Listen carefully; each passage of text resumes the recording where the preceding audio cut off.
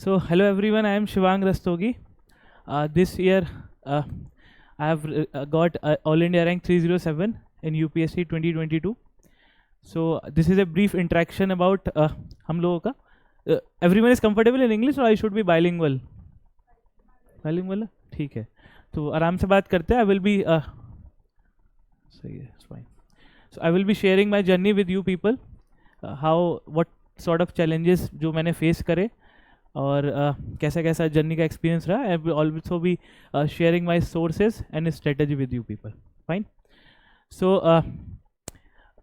I am belong to a very small city called Sambhal in Uttar Pradesh. मैं एक छोटे से शहर से आता हूँ और वहाँ से मैंने अपनी लगभग स्कूलिंग एजुकेशन पूरी वहीं से की. उसके बाद I move to university of Delhi. वहाँ से श्री वेंकटेश्वर कॉलेज से मैंने दिल्ली यूनिवर्सिटी से ग्रेजुएशन किया. I have done bachelors in commerce, BCom honours किया है मैंने. उसके बाद दिल्ली यूनिवर्सिटी में पढ़ने के बाद I have started my journey of UPSC. So उस जर्नी में I have to give 4 attempts. तो 4th अटैम्प्ट में फाइनल मेरा सिलेक्शन हुआ है. So I will be discussing with you people कि कौन कौन सी mistakes that I have committed और what mistake you should avoid in your initial attempts. ठीक है. तो मेरा ऑप्शनल भी कॉमर्स एंड अकाउंटेंसी है जो कि मेरा ग्रेजुएशन सब्जेक्ट था, तो मैंने उसी को परस्यू किया. बहुत सारे लोग होते हैं कि जो ह्यूमैनिटी सब्जेक्ट लेते हैं वो भी अच्छे हैं, बट मुझे लगा कि मैं उसमें कंफर्टेबल हूँ तो मैंने वो ऑप्शनल चूज़ कर लिया. उसके बाद जैसे मैंने फर्स्ट अटैम्प्ट दिया तो मैं आपको अटैम्प्ट वाइज बताता हूँ पहले. फिर I will be discussing book list, then I will be discussing the strategy what you should do in prelims और मेंस. ठीक है.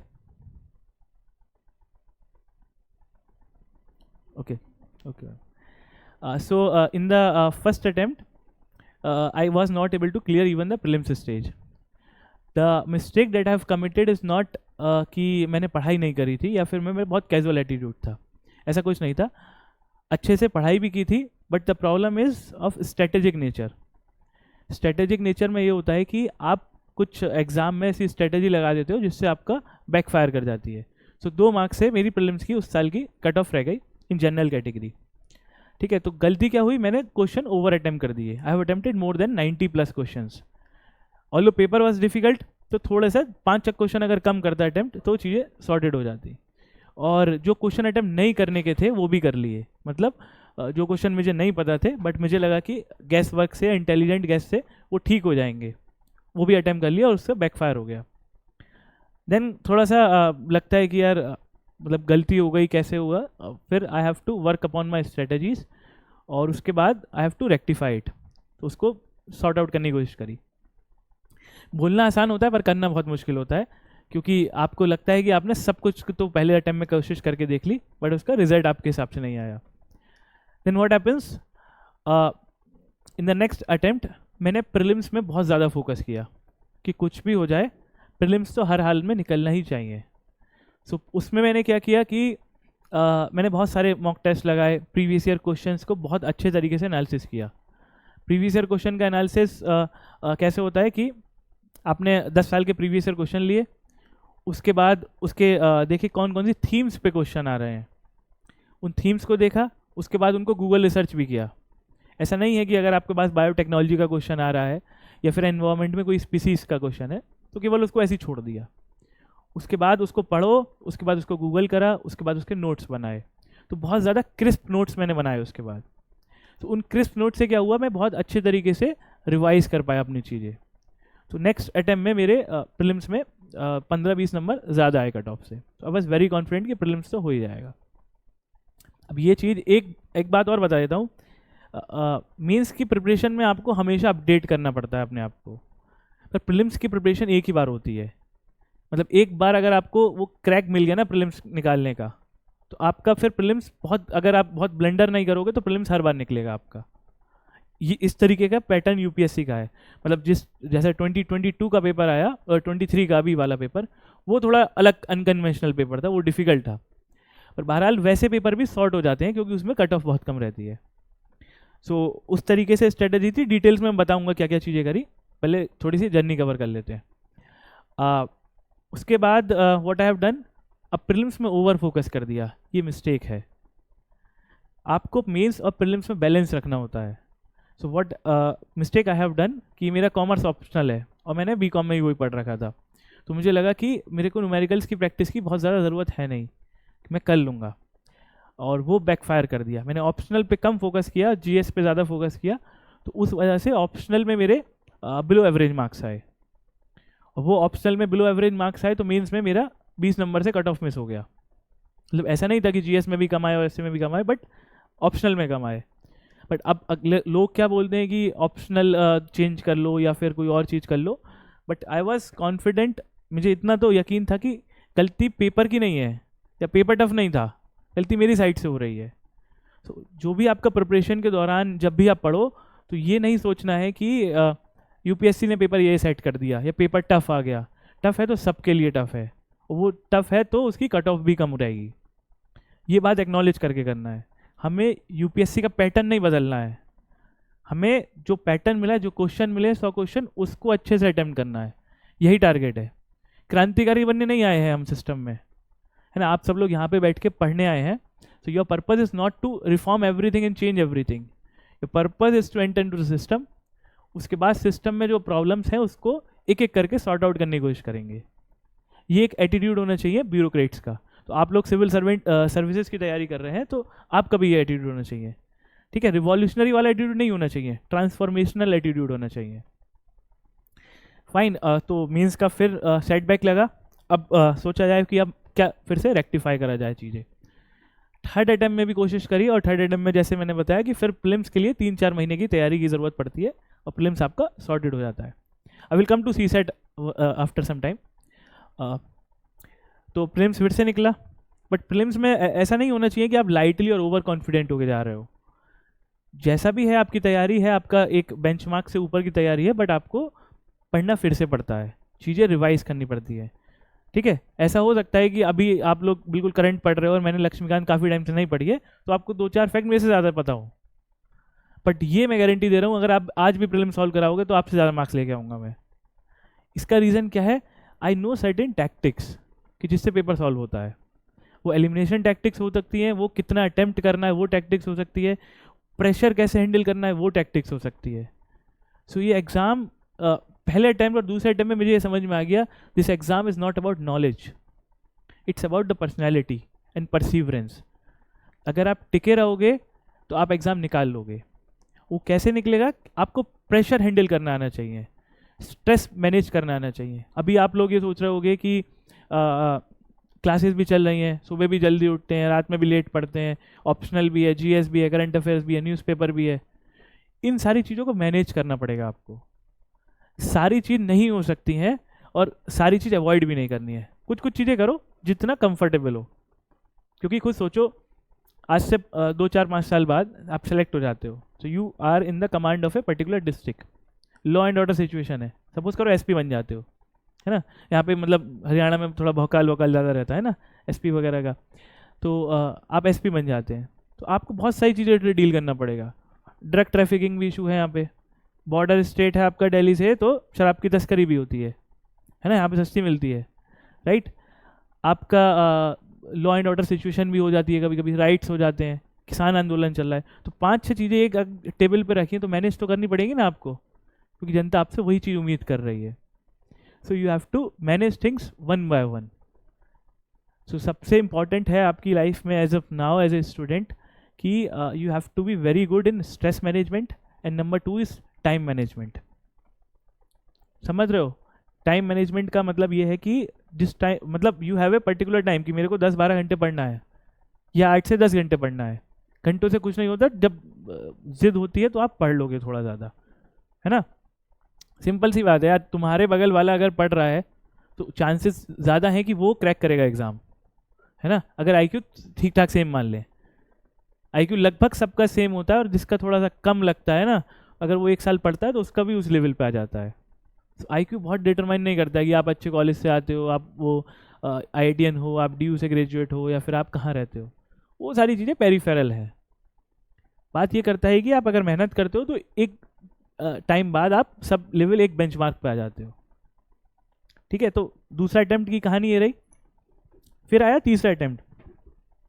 तीसरे अटेम्प्ट में मेहनत करी थी, वही अगेन प्रीलिम्स निकल गया, मीन्स के दौरान थोड़ा सा एक तो टाइम कम था, और मीन्स के दौरान क्या हुआ कि I was also preparing for other exam, CAPF assistant commandant का, है ना। तो उसके वो प्रिपेयर कर रहा था मैं, उसका वो क्रैक हो गया था, जो फर्स्ट स्टेज होती है रिटन एग्ज़ाम, उसका फिजिकल के दौरान मेरे को चोट लग गई। So I was on bed rest हफ्ते 10 दिन के लिए। तो 10 दिन का बेड रेस्ट था, तो उस टाइम पढ़ाई हैम्पर हो गई, और उस वजह से मीन्स भी इम्पैक्ट हुआ, क्योंकि I was not in a perfect state to write good exam. Then what happens, means की कट ऑफ उस बार 2 मार्क्स से पीछे रह गई। आप समझ रहे हो, ये सेटबैक्स से आपको डील करना पड़ सकता है कभी भी स्टेज में। बहुत सारे लोगों को मैं जानता हूँ कि बहुत अच्छे थे, बट एक आध मार्क्स से ऊपर नीचे हो जाता है। सो अगेन वो करेज चाहिए कि फिर से उठ के खड़े होने का। ऐसा हो सकता है, सबकी लाइफ अलग अलग होगी, ऐसे आपने बहुत सारी स्टोरी सुनी होंगी, and it is very virtuous कि अगर आप पहले अटेम्प्ट में निकाल दो तो बहुत अच्छा है, बट अगेन निकल जाए तो बहुत अच्छा है, बट अगर आपके अंदर डेडिकेशन है तो वेट भी करना पड़ सकता है आपको, क्योंकि गेम पेशेंस का है। एक दिन में नहीं आती है ना सारी चीज़ें, एक दिन में सारी चीज़ें ठीक थोड़ी ना हो जाएगी सिचुएशन। खुद सोचो, इतना बड़ा देश है, इतना बड़ा प्रदेश है आपका, तो टाइम लगेगा चीज़ों को सॉल्व होने में। तो इस तरीके का। अब आया 4th अटेम्प्ट की कहानी। 4th अटेम्प्ट की कहानी ऐसे होती है, 4th अटेम्प्ट में मैंने ये सोच लिया कि इस बार क्रैक तो करना ही है, कुछ भी हो जाए। So you need a very good sort of dedication. Dedication ऐसा कि अब तो कुछ भी हो जाए, चाहे निकालना ही है। सो ऐसे टाइम पे ना, जब आप अच्छे कॉलेज से होते हो, आप ठीक ठाक बैकग्राउंड से भी होते हो, कि मतलब आप प्रोफेशनली भी अच्छा कर सकते हो। आप कॉमर्स ग्रेजुएट होते हो तो DU से, तो आपको लगता है कि यार जॉब भी मिल जाएगी, आप MBA भी कर सकते हो, आप CA भी कर सकते हो। तो फिर लोग भी सोचते हैं कि भाई इसमें टाइम क्यों वेस्ट कर रहे हो, you should do something else, है ना, कुछ और करो। मतलब लोग फिर आपको बहुत बहुत चीज़ें कहने लग जाते हैं कि यार तुमसे नहीं हो पाएगा, यू मतलब है ना, तुम्हारा you lost your spark. But again you have to be confident in your self कि अगर पढ़ोगे तो होगा, और इसी बार होगा अब। ठीक, देन रिजल्ट आया उसका, मुझे याद है 2020, हाँ मतलब पिछले साल की बात है, होली का टाइम था, उस टाइम रिजल्ट आया था पिछली बार मेंस का, क्योंकि एग्जाम हुए थे जनवरी में, 2021 वाले अटेम्प्ट की बता रहा हूँ मैं। Then I have decided on the day of Holi कि next year I don't have to spend Holi at my home town, मुझे घर से बाहर ही होली स्पेंड करनी है। और 2 महीने थे प्रीलिम्स के, मैंने सोचा कुछ भी हो जाए प्रीलिम्स तो निकालना ही निकालना है इस बार। मतलब ऐसा नहीं होना चाहिए कि 3 अटेम्प्ट थकने के बाद आप प्रीलिम्स में ही फेल हो जाओ, वो बहुत डिजास्टर्स सिचुएशन होती है। तो कुछ भी हो जाए आपको प्रीलिम्स निकालना ही निकालना है। Then I take all the sources, जो जो पढ़े थे, फटाफट सबको रिवाइज करा, फटाफट सारी जो जितने टेस्ट लगाने थे, ऐसा नहीं है कि बहुत सारे टेस्ट लगाने आपको, भीड़ इकट्ठा करनी है, जितना मैनेज हो पाए उतना करो, और जितना हो गया उस पर कॉन्फिडेंस रखो। आपको 1000 किताबें नहीं पढ़नी है, 10 किताबें पढ़ लोगे और उनको अच्छे से पढ़ लोगे तो आप में कॉन्फिडेंस आएगा। वही गेम है, it is not a game of competence, it is always a game of confidence. अगर कॉम्पिटेंस का गेम होता तो एम्स का टॉपर, IIT बॉम्बे का टॉपर, IIM अहमदाबाद का टॉपर सारे एग्जाम निकाल रहे होते। तो ये इन्फीरियरिटी कॉम्प्लेक्स कभी मत लाना कि हम लोग नहीं निकाल सकते। समझ रहे हैं, छोटे शहर के लोग भी निकालते हैं, बड़े शहर के लोग भी निकालते हैं, और छोटे शहर के लोग नहीं भी निकालते हैं, और बड़े बड़े इंस्टीट्यूशंस के लोग भी नहीं निकालते हैं। तो हर तरीके के केस स्टडी है यहाँ पे। तो always have faith in your self कि निकल जाएगा। फेथ कब आएगा और कॉन्फिडेंस कब आएगा, जब ईमानदारी से मेहनत करी होगी। ये इसका प्री कंडीशन है। अगर मेहनत में, अगर रात को सोने से पहले या फिर 2-4 महीने बाद ये डाउट हो गया ना कि मैंने यार 2-4 महीने वेस्ट कर दिए, तब एग्जाम नहीं निकलेगा। चाहे वेस्ट कर दी हो, फिर भी अगर कॉन्फिडेंस है कि मैंने 2-4 महीने में 10 चीज़ें सीख ली हैं, देन यू हैव चांसेस। सो ये बात हमेशा ध्यान रखना कि अगर प्रिपरेशन से ईमानदार रहोगे, है ना, खुद से ईमानदार रहोगे कि यार मैं 8-10 घंटे पढ़ तो रहा हूँ, समझ नहीं आ रहा है, रिवाइज नहीं हो रहा है, रिकॉल नहीं हो रहा है, बट बेईमानी थोड़ी ना कर रहा हूँ, तो आज नहीं तो कल एग्ज़ाम निकल जाएगा। ऐसे ही लोग निकालते हैं exam. I have lot of friends who are, मतलब बैचमेट्स हो गया वो लोग, तो वो लोग एग्ज़ाम इसी तरीके से निकाले हैं। फर्स्ट अटैम्प्ट में निकल जाए बहुत अच्छी बात है, उसके लिए थोड़ा सा और डेडिकेशन चाहिए। बट अगेन नॉलेज का गेम नहीं है, कभी ना कभी किसी ना किसी स्ट्रेटजी में फंस गए तो कुछ नहीं कर सकते। पेपर टफ आ गया कुछ ज़रूरत से ज़्यादा, तो क्या करोगे। तो ये सारी चीज़ें, there is a factor of luck which is involve here, है ना, लक का फैक्टर है, हम लोग सब मानते हैं इस चीज़ को कि भाई देर आर, मतलब गॉड की विल होगी तभी काम बनेगा, नहीं तो सब चीज़ हो ही रही है फिर तो। ठीक है, तो ये वाली थी, 2 महीने की डट के तैयारी करी और प्रीलिम्स निकल गया, और इस बार 25 नंबर कट ऑफ से ज़्यादा आए। ज़्यादा इसलिए आए कि कुछ ऑप्शन नहीं था कि करना ही है, नहीं तो प्रीलिम्स नहीं निकलेगा तो पूरे साल क्या करोगे आप, समझ रहे हो। जनवरी में मेंस लिखा है आपने, आपको चीज़ें याद हैं अभी, अगर प्रीलिम्स नहीं निकला क्या करोगे 1.5 साल बाद एग्जाम देके फिर। इसलिए मजबूरी थी, तो मजबूरी में अपने आप को ऐसा नहीं सोचना चाहिए हेल्पलेस, अपने आप को सोचना चाहिए कि निकल जाएगा। देन फिर क्या होता है, फिर आता है मीन्स। मीन्स में इस बार तैयारी अच्छी थी, तैयारी अच्छी इसलिए थी क्योंकि 2 बार से मीन्स नहीं निकल रहा था, तो कमियाँ सारी पता थी, और कमी पता होने के बाद ये भी पता था कि वो 70-80 दिन का टाइम कैसे मैनेज करना है ना, तो वो सारी चीज़ें अच्छे से करी।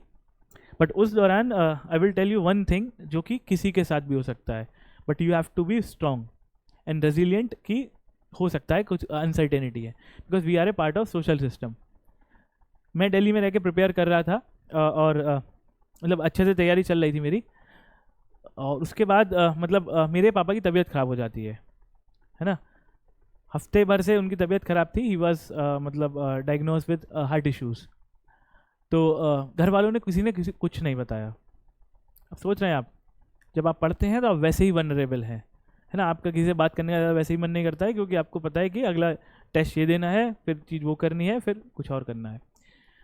देन वो चीज़ डायग्नोस होती है, फिर मुझे पता चलता है, then I was very helpless कि यार अब करा तो करा क्या जाए, क्योंकि at this juncture of life, है ना, आप कॉलेज से पास आउट हो गए, अभी आपको टाइम हो गया है, आप यूपीएससी के फेज, यूपीएससी का इज लाइक ए चक्रव्यूह, कुछ तो बड़े पैशनेटली जाते हो, तो उस पैशन को मेंटेन करना टफ है, अगर वो पैशन कभी भी डगमगाया तो फंस जाओगे, फिर एज भी बढ़ेगी, फाइनेंशियल कंस्ट्रेंट भी आएंगे, सामाजिक प्रेशर भी आएगा, खुद से कॉन्फिडेंस भी डाउन होता रहेगा, और सारी चीज़ें आपको पकड़ के रख लेंगी। इसलिए इस एग्ज़ाम में ना इमोशनल मैनेजमेंट बहुत ज़्यादा ज़रूरी है, you can't be emotionally vulnerable, समझ रहे हो। एक एसपी जो है, आईपीएस जो है, आईएएस जो है, आईआरएस जो है, तो इमोशनली वनरेबल नहीं हो सकते। 10 लोग एक ही चीज़ डिमांड कर रहे हो, कैसे करोगे, आपको कोई एक बेंचमार्क बनाना पड़ेगा ना, स्टैंडर्डाइजेशन, तो वो चीज़ थी। बट अगेन वो चीज़ें मैंने सॉर्ट आउट करी, थोड़ा परेशान हुआ, प्रिपरेशन का थोड़ा सा इम्पैक्ट हुआ, but again I was resilient कि करना पड़ेगा, क्योंकि ऑप्शन नहीं है। ऑप्शन होता है तो आप हमेशा दूसरा रास्ता टटोलते हो, और ऑप्शन क्या, मैंने दूसरे एग्जाम से भी मतलब बहुत ज़्यादा नहीं दिया एग्ज़ाम, मैं बिल्कुल पैशनेट नहीं था किसी और एग्ज़ाम के लिए, मतलब ये अच्छी स्ट्रेटजी नहीं है, मैं फिर से आप कैविएट बता देता हूँ।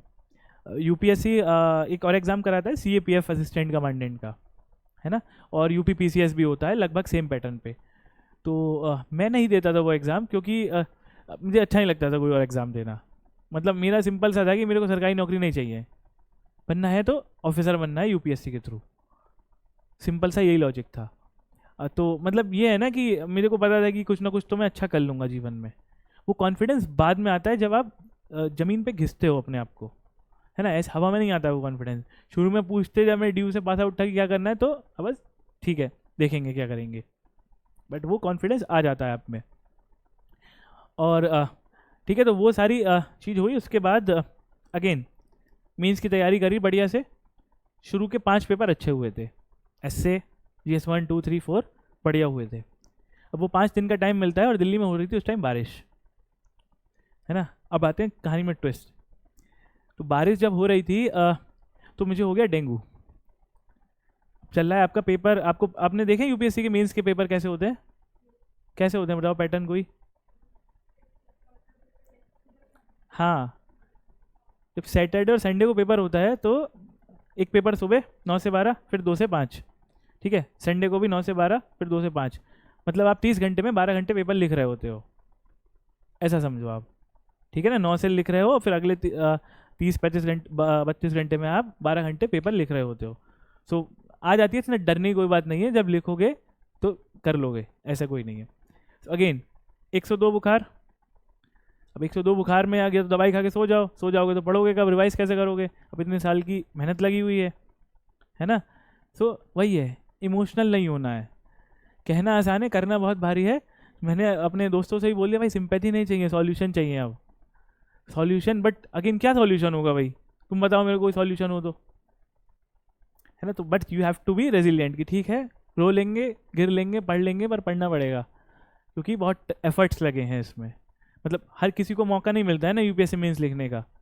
और मौके में भी बात यह है कि मतलब वही है, जैसे लेट्स से वर्ल्ड कप की बात लेते हैं, इंडिया खेलती है तो इतनी मेहनत से मौका मिलता है कि आप फाइनल खेलो, और फाइनल में जाके आप इस तरीके का खेलोगे तो अपने आप को ज़्यादा निराशा होगी, है कि नहीं। तो अगेन वो हुआ, बट ठीक ठाक पेपर हुए, but I was not in a complete mental state to write good exams. Having said that, जो 12 से 2 बजे का टाइम होता है on the Sunday eve, optional paper होता है, वेरी डिसाइसिव पेपर, अगर उसमें नंबर आ गए तो तुम्हारा गम बन गया। बट उस एग्ज़ाम के बीच में आई वॉज वेरी वीक, वॉमिटिंग हो गई एग्ज़ाम के बीच में और सड़क पे गिर गया मैं, क्योंकि आपने इतना ढंग से कुछ खाया नहीं है, खा के आपको उल्टी हो गई। Then you have to be resilient in your faith कि यार करना तो पड़ेगा, just a matter of 5 hours, 12 से 5 बजे तक। अगर मैं अपनी फुल कैपेसिटी में एग्ज़ाम लिख गया ना तो कोई फ़र्क नहीं पड़ता बाद में क्या होता है। तो वही था, वो मैंने एडजस्ट किया। एंड उसके बाद अब मैंने डायग्नोस कराया कितने प्लेटिलेट्स बचे, तो I was left with 50,000 platelets. कम थे पर काफ़ी थे जीने के लिए। एनीवेज फिर हफ्ते 10 दिन बाद फिर तो खाली हो जाते हो मीन्स के बाद, तो इलाज कराओ ठीक हो जाओ। देन फिर मीन्स निकल गया फॉर्चुनेटली, क्योंकि जीएस अच्छे पेपर गए थे काफ़ी, ऑप्शनल तो एवरेज गए थे। Then again phase of interview. Interview में मुझे पता चल गया कि भाई मीन्स ऊपर नीचे हो सकता है, क्योंकि आपने ढंग से नहीं लिखा है। तो इंटरव्यू में ऐसी मेहनत कर लो कि अगर नंबर कम आ गए तो यही लग जाए कि बाहर हो गए लिस्ट से, और नंबर ज़्यादा ही लाने हैं इसीलिए। तो इंटरव्यू के लिए मैंने काफ़ी मेहनत करी। आई विल टेल यू, मैंने सुमित सर से भी बहुत हेल्प ली थी इंटरव्यू के फेज़ में, because he was very good in current affairs. So sir ने थोड़ा सा मतलब बताया कि किस किस तरीके से आप करंट अफेयर मैनेज कर सकते हो, क्योंकि इंटरव्यू में कोई सिलेबस नहीं होता ना, 1 साल की 1.5 साल की, कुछ भी पूछ लेंगे। इंटरव्यू में ऐसा नहीं होता है कि आपको यही वाली करंट अफेयर्स करनी है। वो पूछेंगे फार्म्स बिल, जो फार्म्स आंदोलन हुआ था, बिल्स कौन से थे, क्या मुद्दे थे, रिजॉल्व क्यों नहीं हुए, वापस क्यों ले लिए, लाए क्यों थे, अब बताओ। 2 साल पुरानी बात हो गई, 3 साल बल्कि, है ना। आप अगर एसपी होते तो how will you resolve the situation. तो ये सारी चीज़ें बहुत वाइड होती हैं। मेंस में और जीएस प्रीलिम्स में करंट अफेयर पढ़नी आसान है, 1-1.5 साल की पढ़नी है, उसके बाद तो फिर तो पढ़नी है। फिर अगेन वो भी चीज़ें मैनेज होती हैं, जब वो फेज़ आएगा तो विल डिस्कस कि कैसे कैसे मैनेज होती हैं। देन वो सारी चीज़ चली। देन इंटरव्यू मेरा काफ़ी अच्छा गया था, क्योंकि मैंने सोच लिया था यार इंटरव्यू के टाइम पे मेरे पास कुछ खोने को है ही नहीं, बड़ी मेहनत से कॉल आई है, अब तो इसको कैपिटलाइज करना ही है कुछ भी करके। So I was very confident in the interview face, और I was very happy also कि बहुत मेहनत से चांस आई है सर, अब तो नंबर लाने ही पड़ेंगे, आपको देने पड़ेंगे मुझे। ठीक है, तो इंटरव्यू अच्छा गया और finally I am in the list, I got 307 rank. So this is a brief about my journey. So ठीक ठाक लगी जर्नी, तो ऐसा ही है। सो एनीवेज यार, देखो ऐसा नहीं है मैं बहुत ग्लोरीफाई कर रहा हूँ स्ट्रगल को या कुछ है, ये सारी कहने वाली बात है। हर आदमी की एक अपनी जर्नी होती है, और ये स्ट्रगल वर्ड है ना, बहुत मिसयूज्ड वर्ड है। Rather than I will call it is a process. हर आदमी के पास एक जर्नी होती है, हर आदमी के पास स्टोरी होती है, बट अगेन वो स्टोरी अगर आप रिजल्ट में तब कन्वर्ट हो जाती है, then it becomes a success story. तो वही है, जितने भी सेलेक्ट होते हैं, जितने भी नहीं हो पाते किसी ना किसी वजह से, सब ने स्ट्रगल ना कुछ प्रोसेस में झेला होता है। So you must be ready for it, कि आपको भी कठिनाई, देखो आज नहीं करोगे, पहले टाइम में सक्सेसफुल हो गए तो तुम्हें लगेगा कि सब अच्छा ही अच्छा है। सिस्टम में आगे करोगे, सिस्टम में आगे करोगे ना। 100 मतलब सपोज करो 10 करोड़ का फंड है, डिमांड है 50 करोड़ की, करो एलोकेट। समझ रहे हैं आप, घर पे 5 रोटी बनी है, 10 लोग हैं, कैसे डिवाइड करोगे, वो वाली सिचुएशन है। इतना पैसा थोड़ी ना हमारे देश में सरकारों के पास कि कुछ भी किसी को भी दे देंगे। तो वो सारी चीज़ें आपको जब फेस करनी पड़ेंगी। ठीक है, कभी यहाँ पे जैसे कम्युनल राइट्स हो गए, करो डील करो, चैलेंजिंग टास्क है। तो जिस जॉब, ये जो जर्नी होती है, जो यूपीएससी का फेज़ है, प्रिपरेशन फेज़, ये आपको प्रिपेयर करता है to deal with that toughness and those challenges.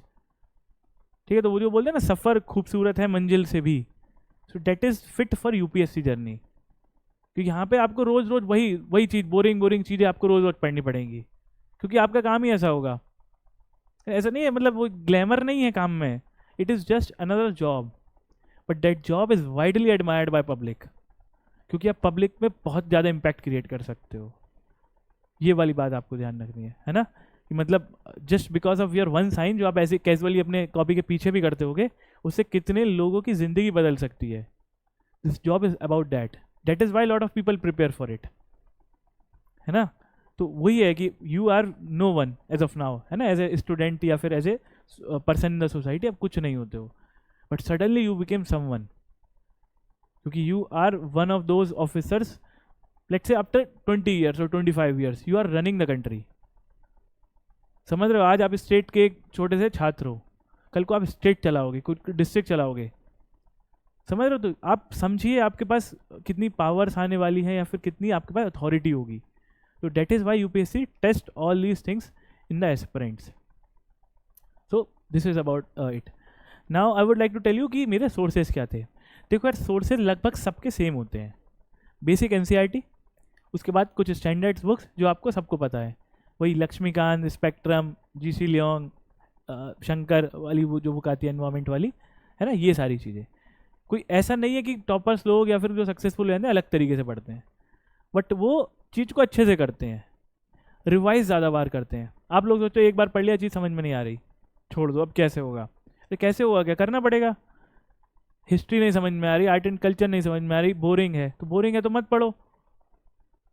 किसने बोला है पढ़ने को, भाई बोरिंग है इसलिए ही पढ़ना है, इसीलिए टफ है।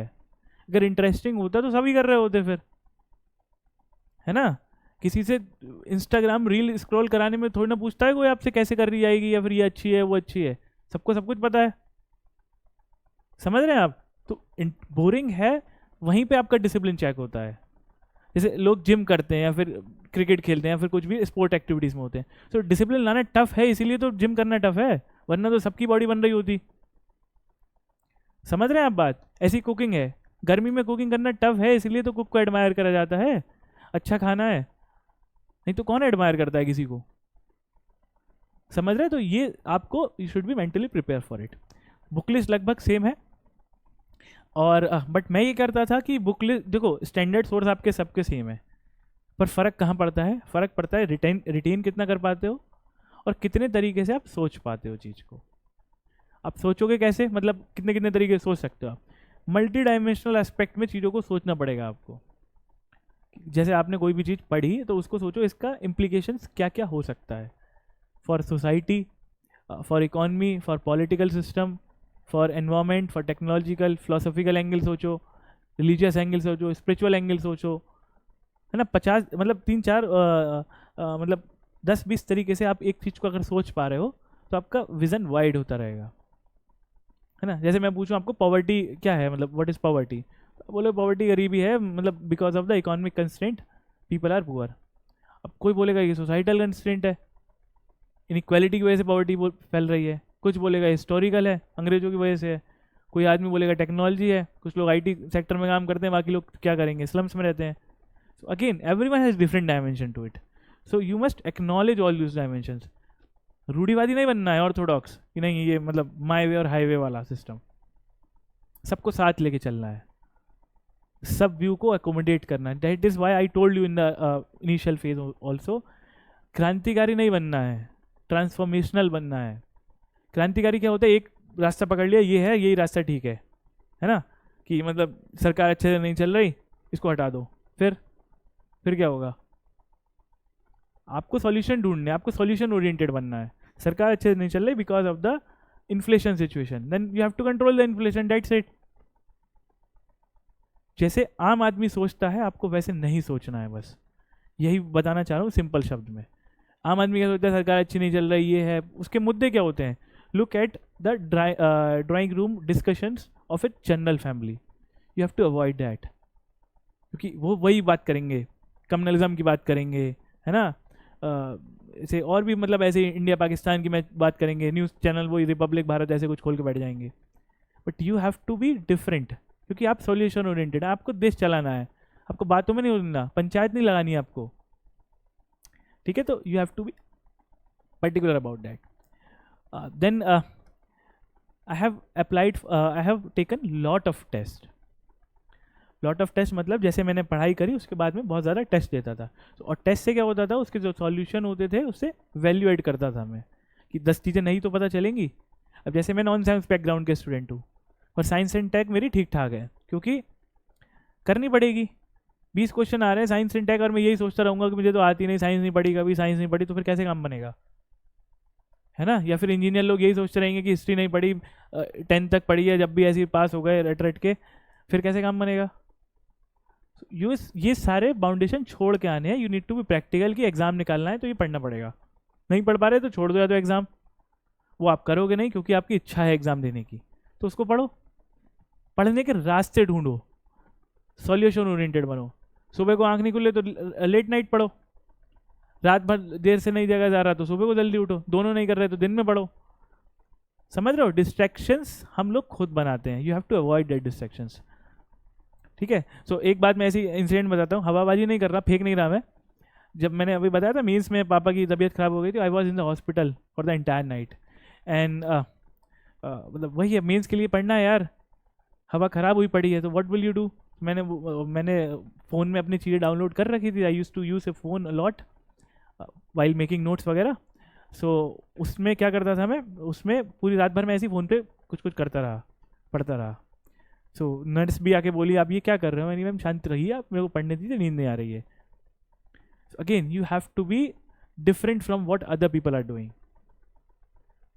समझ रहे हैं, मतलब वही है, अप्रोच डिफरेंट होनी चाहिए. क्योंकि यार again at the end of the day you also know it कि बहुत कम लोगों का निकलता है ना. ये तो सबको पता है. अभी शुरू में फर्स्ट अटेम्प्टर्स होते हैं ना, उनको लगता है कि हमारा निकल जाएगा निकल जाएगा. फिर एक दो बार फंस जाते हो तो समझ में आती है, फिर पूरे सिस्टम को ब्लेम करने लग जाते हो कि ये गलत है, ये गलत है, यूपीएससी ने पेपर ऐसा बना दिया, है ना, उस वाले इंस्टीट्यूट्स के नोट्स में से आ गया, इस बार कुछ करंट अफेयर कहाँ से ही पूछ ली. अरे तो कुछ लोग सेलेक्ट भी तो हो रहे हैं ना. आपको बस यही एग्जामिन करना है कि मेरी गलती क्या है, दूसरे कुछ जो कर रहे हैं वो करते रहे. समझ रहे हैं आप बात. तो कहीं इनसिक्योर नहीं फील करना है, कहीं लैक ऑफ कॉन्फिडेंस नहीं होना है. Just have to be competent. पढ़ना है अच्छे तरीके से. बस ऐसा नहीं है कि पागलों की तरह 14 16 18 घंटे पढ़ रहे हो, नहीं पढ़ पाओगे लंबे टाइम तक. लिमिटेड पढ़ना है, 8 से 10 घंटे. कभी 6 घंटे पढ़ लो तो कोई बात नहीं, कभी बिल्कुल नहीं पढ़ रहे तो भी कोई बात नहीं. बस ईमानदार रहो कि ये याद रहे कि झूठ मत बोलो. नहीं पढ़ रहे तो नहीं पढ़ रहे, ये कॉन्फिडेंस रहना चाहिए. नहीं पढ़ रहे तो एक दिन थोड़ा ज़्यादा पढ़ लेंगे. समझ रहे हैं आप बात. क्योंकि एट दिस स्टेज, हम लोग जो स्टेज में हैं, आप लोग 1-2 साल छोटे ही हो गए मेरे से, कोई ऐसा नहीं है बहुत सारा फ़र्क होगा. तो पॉइंट इज हम लोग बहुत सारी चीज़ सेक्रीफाइस करके आते हैं इस टाइम पे. कुछ ना कुछ तो कर रहे होते ना. अभी अगर यूपीएससी नहीं कर रहे होते तो आपकी अपॉर्चुनिटी कॉस्ट भी है उसकी. सो आप उसको भी एडमायर करिए कि यार अगर ये नहीं हुआ तो मतलब क्या होगा, होगा तो कुछ ना कुछ अच्छा ही.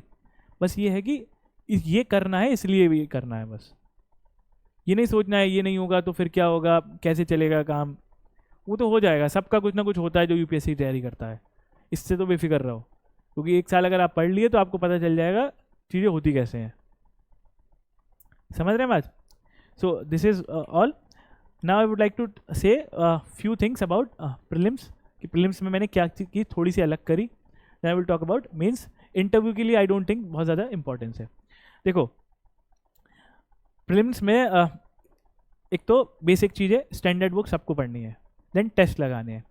मेरा क्या था, मेरा तो ज्योग्राफी थोड़ा वीक था क्योंकि मैं नॉन साइंस बैकग्राउंड से था. तो मैंने सुमित सर से बहुत हेल्प ली थी ORN में, मतलब राजेंद्र नगर करोल बाग में, क्योंकि सर की ज्योग्राफी अच्छी भी है और सर थोड़ा सा पढ़ाने का तरीका भी अच्छा है. सो मैंने सर से हेल्प ली. देन उसके बाद मैं काफ़ी टेस्ट देता था. टेस्ट से मैंने तुम्हें बताया था चीज़ें सॉर्टेड हो जाती है. नाउ उसके बाद क्या किया मैंने, प्रीलिम्स में जो प्रीवियस ईयर क्वेश्चन थे उसको ढंग से एनालाइज किया कि किस तरीके के क्वेश्चन आ रहे हैं, किस थीम्स पे क्वेश्चन आ रहे हैं. वो चीज़ आप लिख के रख लो कि देखो जैसे लक्ष्मीकांत है तो आपको लगेगा 700 पेजों की बुक है, सब चीज़ इंपॉर्टेंट है. सब चीज़ इंपॉर्टेंट नहीं है. जिस दिन ये समझ में आ गई ना तो चीज़ें समझ में आ जाएंगी आपको. अब वो कैसे आएगा, प्रीवियस ईयर क्वेश्चन देखो. मेरे को बताओ बात के जो चैप्टर में सूट्स जिसमें है litigation liability of the government, कितने क्वेश्चन पूछे गए हैं. आर्टिकल 34 क्या है बताना कोई. मार्शल लॉ पूछा गया है क्वेश्चन कभी. बताओ। मार्शल लॉ से पहले जो आपके आर्टिकल 31 B C, उसके एग्जाम्पशंस जो है नहीं पूछे जाते। जो कोर कंटेंट है आप उसमें पकड़ बनाइए, स्टैटिक कंटेंट में पकड़ बनाइए कोर जो हो, करंट अफेयर्स में करंट पकड़ बनाइए जो चीज़ कोर हो। पेरिफेरल चीज़ें दो चार आती जाती सब रहेंगी, सारे क्वेश्चन थोड़ी ना सॉल्व करने हैं 100 के 100। समझ रहे हो बात? किसी कोई मेरे ऐसा एक एस्पिरेंट आज तक नहीं मिला जो ये बोल दे कि सर मेरा इस वजह से नहीं हुआ एग्जाम, की मतलब मेरा करंट अफेयर कमजोर था इसलिए एग्जाम नहीं हुआ। वो झूठ बोलते हैं। अरे आपका स्टेटिक पोर्शन कमजोर था। अगर आपकी पॉलिटी स्ट्रांग है, इकोनॉमी स्ट्रांग है, मैपिंग पे कमांड है, इंटरनेशनल रिलेशंस आपको ठीक ठाक आते हैं, 4-5 बॉडीज़ के नाम पता है, आपकी इन्वायरमेंट में थोड़े थोड़े नेशनल पार्क पता है ब्रॉड वाले, है ना, तो आपका एग्जाम निकलेगा यार प्रीलिम्स। आप क्या सोचते हो 500 वाइल्ड लाइफ सेंचुरी, 500 की 500 याद कर लें, 500 याद कर भी नहीं पाओगे, और ना 500 की वो है कॉस्ट, मतलब इनपुट आउटपुट रेशो बहुत अच्छा है। जो इंपॉर्टेंट है प्राइम चीज़ें हैं उन्हीं पे फोकस करो पहले, उसके बाद चीज़ें बढ़ेंगी। मैपिंग पे स्ट्रॉन्ग कमांड होनी चाहिए, 2-4 क्वेश्चन हर बार बनते हैं, वो सब एंड में के लिए छोड़ देंगे। जब आप मैपिंग पढ़ो, एटलस पढ़ो, तो आपको पता होना चाहिए कौन सी कंट्री कहाँ पे है लगभग ब्रॉडली। पर ये नहीं इंपॉर्टेंट है कि छोटी छोटी कंट्री के पीछे आप मतलब परेशान हो रहे हो कि लुसूसो कहाँ पे है, मोजाम्बिक तो चलो इंपॉर्टेंट है, और मतलब डेमोक्रेटिक रिपब्लिक ऑफ कॉम्बो कहाँ पे है, गाम्बिया कहाँ पे है, इतना परेशान नहीं होना है। ब्रॉड कंट्रीज पता होनी चाहिए, समझ रहे हो? साउथ अफ्रीका पता होनी चाहिए, केप ऑफ गुड होप्स आता है वहाँ से, हिस्ट्री भी का भी एंगल जुड़ता है। आपको ये पता होना चाहिए कि नॉर्थ अमेरिका, और नॉर्थ अमेरिका में 3 कंट्रीज आती हैं, कौन सी आती हैं? हाँ हाँ, तो कौन सी लाइन उन्हें डिवाइड करती है, ये चीज़ें पता होनी चाहिए। एप्लेशियंस, रॉकीज, ये पता होना चाहिए। ये नहीं फर्क पड़ना चाहिए कि नाम्बिया में कौन सी नदी काट रही है, क्या कैपिटल है, उसको कोई फर्क नहीं पड़ रहा। इंपॉर्टेंट कंट्रीज हैं। India is a growing super power, समझ रहे हो? तो हमारे स्ट्रेटेजिक रिलेशन किन कंट्रीज से होंगे उनके बारे में हमें सब पता होना चाहिए। हम लोग छोटी छोटी चीज़ों के लिए परेशान हो रहे हैं कि ये नहीं आता, इतनी मतलब इतनी सारी चैनल्स हैं वो नहीं याद हैं। फ़र्क नहीं पड़ता बेफिन्स बे कहाँ पे है, मतलब पता चल जाएगा क्योंकि वो पेरिफेरल चीज़ें याद हो जाएगी, बट वो नहीं इम्पोर्टेंट है। इम्पोर्टेंट क्या है, अपना तो पता करो। इंडियन जो आपका इंडियन ओशियन है वहाँ पे कौन कौन सी कैनाल्स हैं, स्टेट्स हैं, समझ रहे हैं? वो जो कोर चीज़ है पहले उस पर करो, पेरिफेरल चीज़ें अपने आप होती चली जाएंगी। देन आई वुड से कि एक करंट अफेयर्स पे बहुत ज़्यादा बच्चों का थोड़ा सा परेशान रहते हैं। ये हाइप क्रिएट कर रखा है लोगों ने, करंट अफेयर। मैं तुम्हें सच बताता हूँ, एक इंस्टीट्यूट पकड़ लेना, जैसे आपका इंस्टीट्यूट है, सुमित सर की जो करंट अफेयर्स है बहुत कॉम्प्रिहेंसिव है। एक जैसे इंडिया नेपाल का इशू है, आप है ना, इंडिया नेपाल के बारे में जो आपके 5 पेजों में दे रखा है, 6 पेजों में, मोर देन इनफ है। समझ रहे हो? आप क्या करोगे, 10 सोर्स से करंट अफेयर पढ़ लोगे, फिर याद कुछ रहेगा नहीं, और फिर कहोगे सर जो पढ़ा था वो याद नहीं है, एग्जाम में पता नहीं क्या ही पूछ लिया।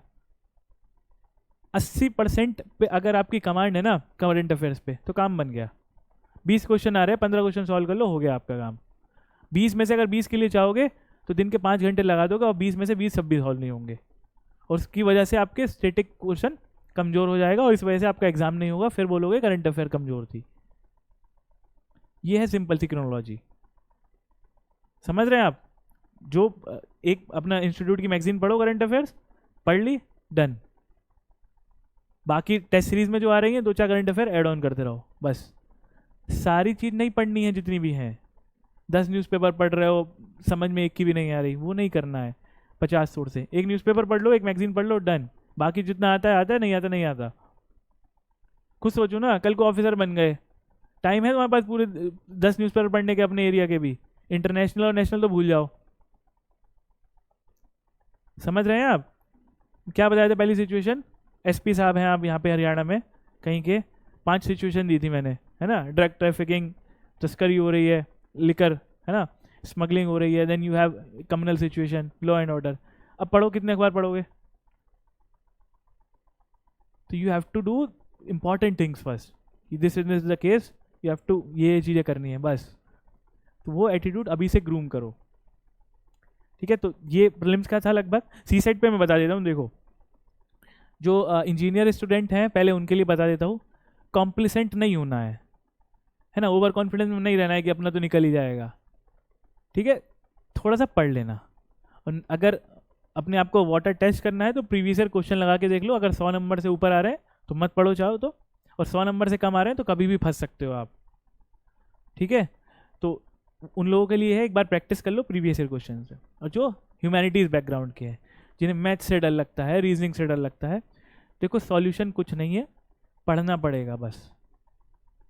अगर आप ये कहो कि पेटिशन डाल के यूपीएससी पेपर हल्का कर दे, वो कर दे, उससे कुछ नहीं होता है, ये सब कहने वाली बात है, ठीक है। आपने पेटिशन डाली, यूपीएससी ने 15 दिन के अंदर रिजल्ट निकाल के दे दिया, कर लो, लड़ लो, अब समझ रहे हो। फिर यूपीएससी तो कुछ भी बोल देगा कि भाई रिजल्ट हमारा आ गया, आप कैसे करेंगे चीज़ें, बच्चे मेंस की तैयारी कर रहे हैं, करते रहो। पहले क्या बताया था, आंदोलनबाजी नहीं करनी है, एस्पिरेंट बनना है, सिस्टम में जाके सिस्टम को देखेंगे कैसे सुधारा जा सकता है। अभी से पढ़ लो, ज़्यादा अच्छे रहोगे। आंदोलन करना है, पॉलिटिकल करियर बनाना है, वो बात अलग है, ठीक है। तो सीसेट में यही है, आई वोंट से कि अगर आपकी बहुत ज़्यादा वीक है मैथ तो अभी से तैयारी कर लो, पता है थोड़ा ठीक ठाक है कॉम्प्रिहेंशन, मैथ में भी बन जाएंगे मार्क्स। तो क्या करना है, since the month of December या फिर जनवरी, रोज़ 1-1, 2-2 घंटा सीसेट के लिए देना है, डिपेंडिंग कि आप कितनी आपकी लेवल है सीसेट का। और लेवल कैसे पता चलेगा, 2-3 साल के प्रीवियस ईयर क्वेश्चन लगा के देख लेना। प्रीवियस ईयर क्वेश्चन मैं इसलिए बार बार बोलता हूँ, आप लोग सोचते हो क्या ही है, आ गए पता ही है। प्रीवियस ईयर क्वेश्चन से आपको पता चलेगा यूपीएससी किस डायरेक्शन में पेपर इवॉल्व कर रहा है, समझ रहे हैं। अरे इलेक्शन में भी तो ऐसे ही होता है, पुरानी सीटों के बेसिस पे आप सीटों का आकलन लगाते हो ना, ऐसा नहीं होता है ना कि आप मतलब हवा में कुछ भी टारगेट बना के रख दो कि 20 साल पहले तो हमारी इतनी सीट आई थी, अब इतनी आएंगी। So you compare things, so that is how UPSC evolve. कि मतलब 2020 में थोड़ा सा कम पेपर आया आसान सा, फिर 21 में देखो टफ, 22 में और टफ, और 23 में तो कैट लेवल का पेपर।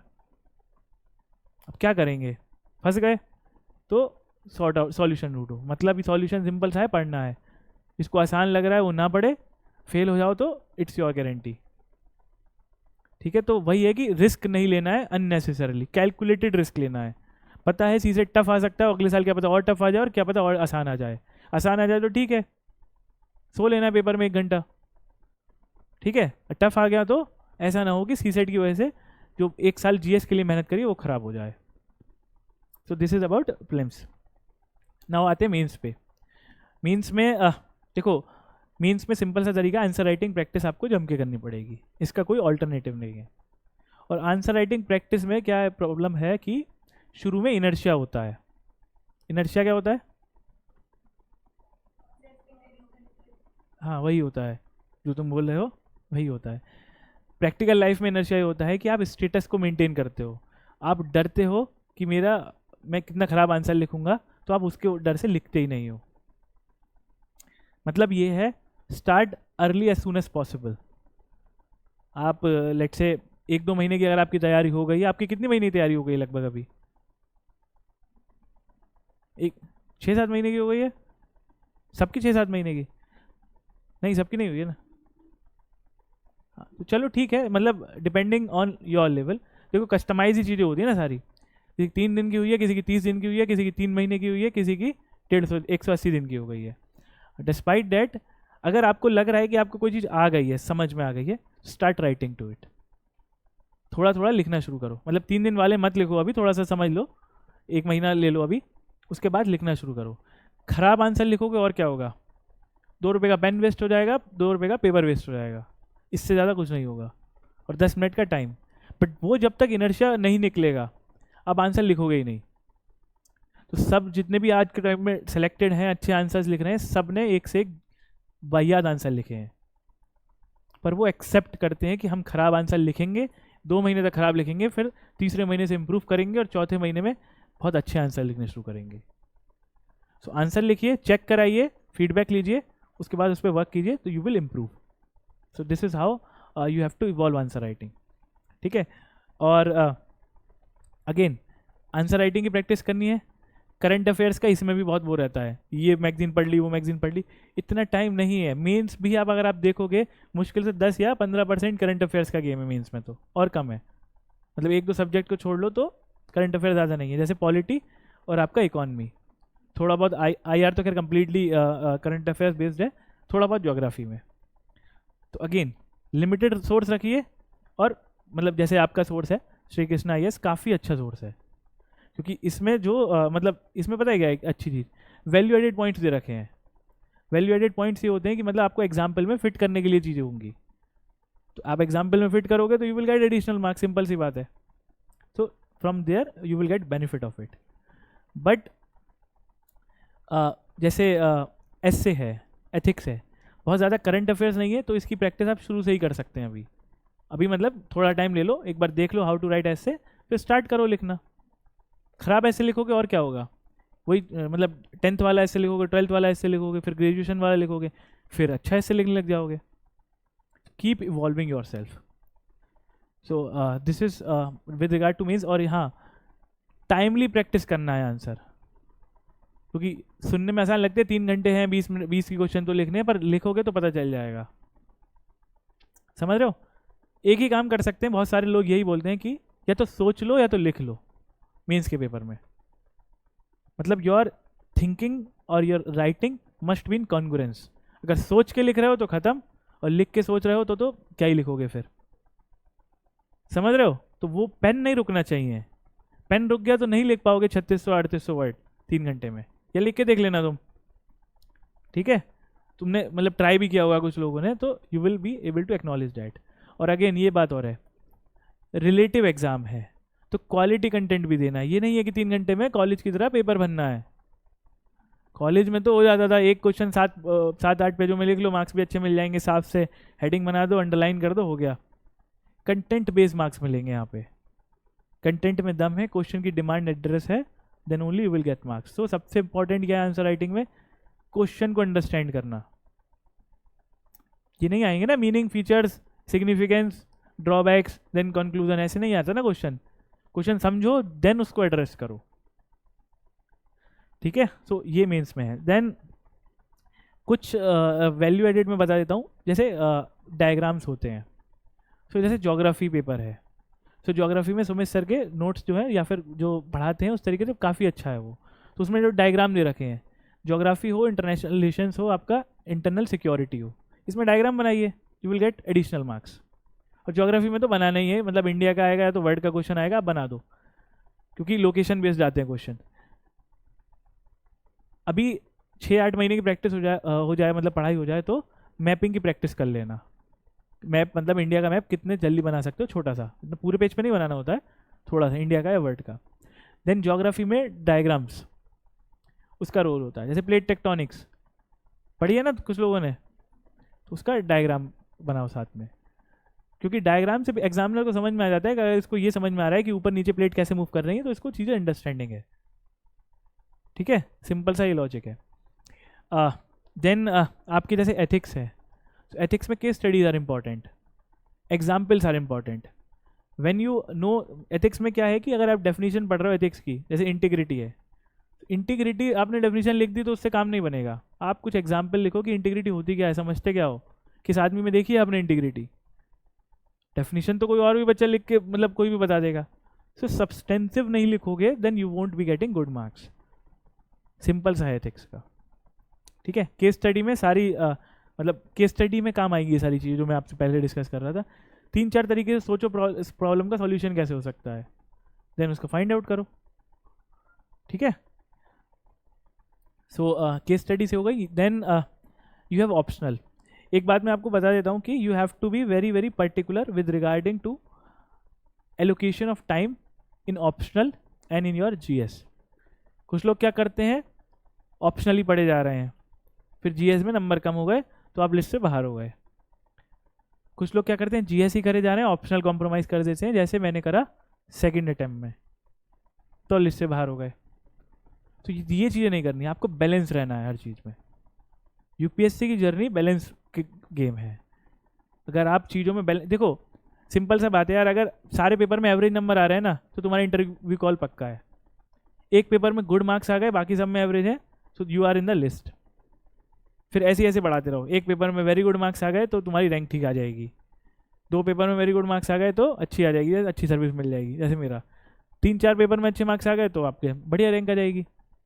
टॉप 100 आ जाएगी। तो ये सारा खेल है। तो एवरेज से नीचे गए तो बाहर हो, पहले ही सुन के रख लो। पहले एवरेज लाना है, फिर एक एक चीज़ को स्ट्रांग बनाते चलना है।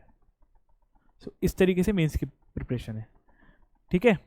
सो दिस इज मतलब ब्रॉडली ये सारी चीज़ें हैं। अब अगर आपका कोई क्वेश्चन हो with regarding to any subject, notes कैसे बनाएं, ये सारी चीज़ें हो, so I will be happy to discuss that. क्योंकि मैं ज़्यादा मोनोलॉग देने के मूड में नहीं हूँ कि मतलब मैं बताता रहूँ, फिर ये नहीं समझ में आता कि आप लोगों को चीज़ें समझ में आ रही हैं या फिर you are not able to connect, ये बात है, ठीक है। तो बताइए, एवरेज मार्क्स मीन्स में होते हैं, मतलब जीएस में आपके 100 नंबर आ रहे हैं सब में लगभग 95 से 100, मतलब 380 और से 400 के बीच में जीएस में। एसए का हर टाइम स्कोर वेरी कर जाता है। इस बार जैसे एसए में बहुत कम नंबर आए हैं, कभी मतलब एसए में अगर आपके 115 से 125 तक आ रहे हैं तो वो एवरेज मार्क्स। ऑप्शनल में 240 से 260 तक वो एवरेज मार्क्स है, समझ। और ये भी है depending on the category to which belong, तो आपको उस हिसाब से कट ऑफ भी देखनी है, ये है। हाँ जी, और बताइए। ऑप्शनल, तुम्हारा ऑप्शनल कॉमर्स है क्या? कहाँ से? ठीक है, फिर तो कॉमर्स ऑप्शनल लेना है।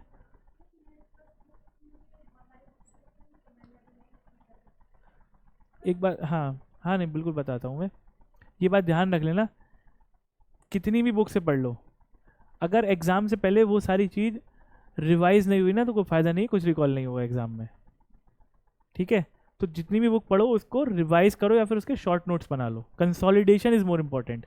10 बुक से पढ़ रहे हो तो शॉर्ट नोट बन लो कि भाई इस बुक में 2-4 चीज़ें अच्छी हैं, शॉर्ट नोट बना लो, पेपर फाड़ के रख लो बुक के, कैसे भी कर लो, वो तुम्हारा मन है ना। तो वो चीज़ ज़रूरी है। मैंने अकाउंट्स मतलब कॉमर्स के लिए बहुत सारे सब्जेक्ट हैं, है ना। तो उसके लिए तो जे आर मूंगा पढ़ी थी फाइनल अकाउंट्स के लिए। टैक्स के लिए मैंने नोट्स पढ़े थे, ग्रीश आहूजा ना, बहुत ज़्यादा मोटी है, कैसे पढ़ोगे। कॉलेज में ना 3 साल में जो सब्जेक्ट पढ़े हैं ना हमने, मैडम 3 घंटे में लिख के आना होता है वो, करो रिवाइज। अब बताओ, इसीलिए नहीं नहीं, मैंने बुक नहीं पढ़ी, मैं वो बता रहा हूँ। कॉर्पोरेट अकाउंट्स के लिए एम एन अरोड़ा पढ़ी थी। कॉर्पोरेट नहीं, कॉस्ट अकाउंटिंग और मैनेजमेंट के लिए। ऑडिट के लिए नोट्स पढ़े थे क्योंकि ऑडिट बहुत थोड़ा सा है सिलेबस। एफएम के लिए मैंने आरपी रुस्तों की पढ़ी थी, और फाइनेंशियल इंस्टीट्यूशंस। ऑप्शनल सबसे बड़ा है पेपर ना, 6 तो पेपर ही हैं, तो 6 तो बुक पढ़ोगे ही, इसमें कम क्या पढ़ोगे। सारे ऑप्शनल में ऐसा ही है मैडम, ऐसा नहीं है। और फिर पेपर 2 के बारे में भी बात है। पेपर 2 कहाँ बताया अभी? पेपर 2 में ऑर्गेनाइजेशन थ्योरी, ऑर्गेनाइजेशन बिहेवियर जो है, तो उसमें उसमें वो पढ़ी थी, सी बी गुप्ता एक बुक है, एस पी रॉबिन्स पढ़ी थी एचआरएम के लिए। एचआरएम के लिए कौन सी पढ़ी थी, पता नहीं कौन सी पढ़ी थी, भूल गया। हाँ, और आई आर नोट से पढ़ा था, industrial relations. If you have to take commerce optional, then I have made a video on YouTube, you can follow that, मतलब how to approach commerce optional. मेरा नाम सर्च कर लेना, मिल जाएगा। ठीक है, I will tell you after the class, है ना। ठीक है। हाँ यार, न्यूज़पेपर मैंने रेगुलर फॉलो किया था। I will tell you why. This story मैं मतलब I am from a very small town. So मतलब जैसे आप लोग हो ना, जैसे बहुत ज़्यादा लोगों को इंग्लिश बोलनी नहीं आती होगी, तो I was that type of student. अब डी यू में आते हो, एक्सेंट में बोलते हैं बच्चे, so you have to be with the group. So what I followed in the first month of college itself, I followed Indian Express. तो उससे इंग्लिश भी इंप्रूव हुई, स्पोकन इंग्लिश भी इंप्रूव हुई, और यूपीएससी में भी हेल्प हुई। सो वो इंडियन एक्सप्रेस मैंने एंड तक कंटिन्यू करा, यूपीएससी की जर्नी तक। सो मेरी एक आदत थी, मुझे न्यूज़पेपर पढ़ना अच्छा लगता था, और इंडियन एक्सप्रेस अच्छा न्यूज़पेपर है। द हिंदू में थोड़ा देख के आदमी परेशान हो जाता है, बट इंडियन एक्सप्रेस में एक्सप्लेन पेज पढ़ो, कितना लूसिड लैंग्वेज में और अच्छे तरीके से लिखते हैं वो लोग। So that is why I preferred the Indian Express. आपको हिंदू अच्छा लगता है आप हिंदू पढ़ लो, आपको द इंडियन एक्सप्रेस अच्छा लगता है वो पढ़ लो।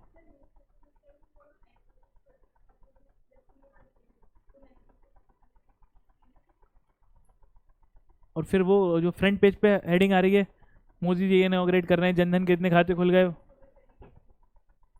एक सेकेंड रुको, ही बताता हूँ। Magazines are not the substitute of newspaper. आपने स्टैटिक्स पढ़ी होगी तो उसमें क्या होता है, एक प्राइमरी सोर्स होता है, एक सेकेंडरी सोर्स होता है, पता है सबको। प्राइमरी सोर्स न्यूज़पेपर को बनाइए आप अपना। मैं ये नहीं कह रहा न्यूज़पेपर पढ़ के सब चीज़ याद रखो, रिटेन करो, पर पढ़ो, हैबिट डालो पढ़ने की। क्योंकि अब नहीं डालोगे तो इंटरव्यू के फेज में पढ़ना पड़ेगा। इंटरव्यू के फेज में आपको एक दो न्यूज़पेपर भी पढ़ने पड़ सकते हैं। अब जैसे मेरा कॉमर्स ऑप्शनल था, तो कॉमर्स ऑप्शनल ओवरलैप करता है इकॉनमी से, तो इकॉनमी का न्यूज़पेपर पढ़ना पड़ा।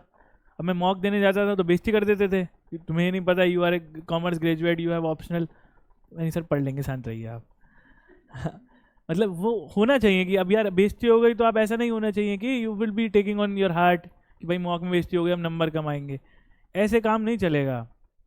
लोग 50 बातें कहेंगे, आपसे समझदार लोग भी। So take all this thing with a pinch of salt. So regular follow करो न्यूज़पेपर, रटने की कोशिश मत करो, नोट्स मत बनाओ, बट एक हैबिट पड़ेगी तो सबकॉन्शियस माइंड में इंफॉर्मेशन अंदर डीप इन स्लीप होती जाएगी। समझ रहे हो? जैसे आज के टाइम पे हफ्ते भर से यूनिफॉर्म सिविल कोड पे कुछ कुछ चल रहा है, चीज़ें पढ़ते रहो, रटो मत, समझ में आएगा कि यूनिफॉर्म सिविल कोड मुद्दा है कोई।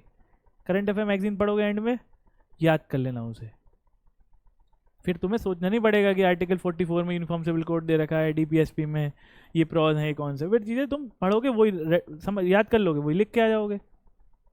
ये है न्यूज़पेपर का बेटे। कुछ लोग नोट्स भी बनाते हैं, so if you have time then you can make notes, but I won't say कि you have to make notes, क्योंकि अभी पढ़ रहे हो, बहुत सारी चीज़ें पढ़नी है, ऑप्शनल भी देखना है, जीएस भी, आंसर राइटिंग भी, प्रीलिम्स के टेस्ट भी, सी सेट भी। तो न्यूज़पेपर के नोट्स नहीं बनाएंगे तो ठीक रहेगा, कोई बात नहीं।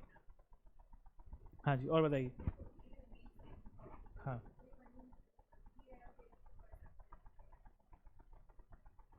आपने क्या पढ़ा इकॉनमी के लिए?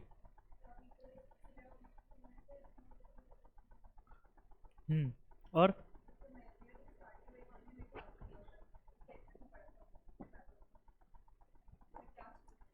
देखो, एक बात मैं बता देता हूँ आपको, मतलब बहुत फ्रैंकली, कोई भी ना नोट्स परफेक्ट नहीं है, और ऐसा भी नहीं है कि इसको नहीं पढ़ोगे तो सिलेक्शन नहीं होगा।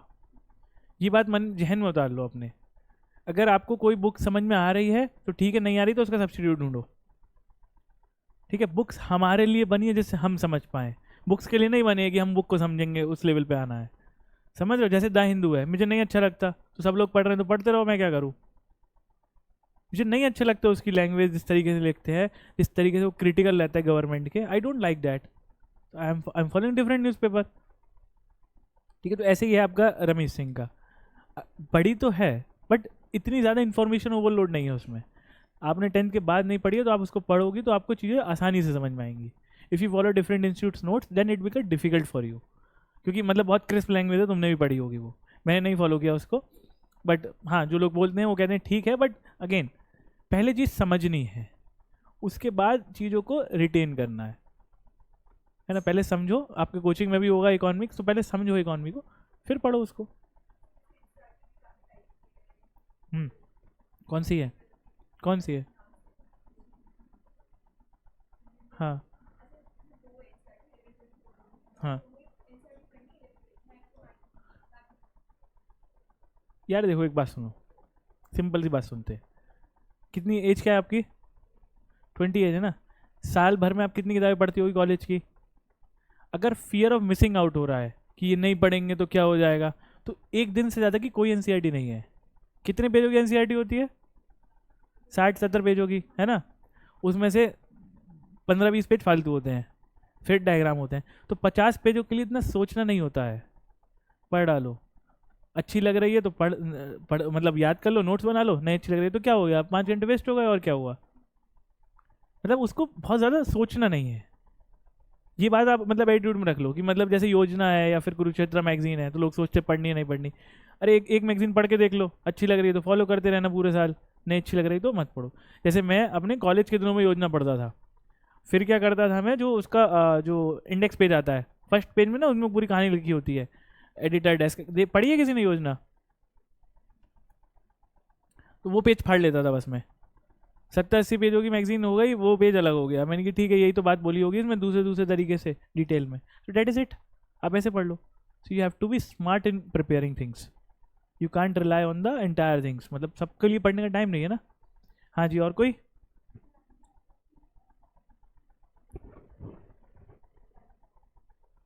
हाँ बोलो, सब्जेक्ट बोलो पहले, फिर बताता हूँ मैं।